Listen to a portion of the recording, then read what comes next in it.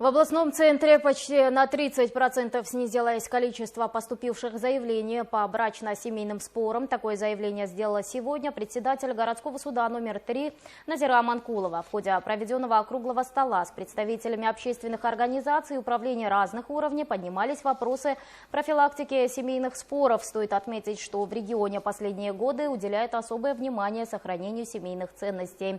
Непосильный вклад в данном вопросе вносят профессиональные медиаторы, психологи и специалисты центров примирений.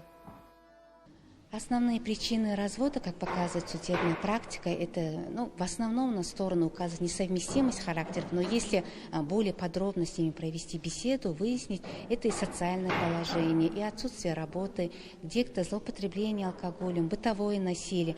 То есть, смотря в каждом случае, мы работаем индивидуально. В результате проводимой работы количество разводов также уменьшилось. Из поступивших к нам дел в суд номер 3 города Актюбе 40% дел заканчиваются примирением, то есть стороны не разводятся и сохраняют семью.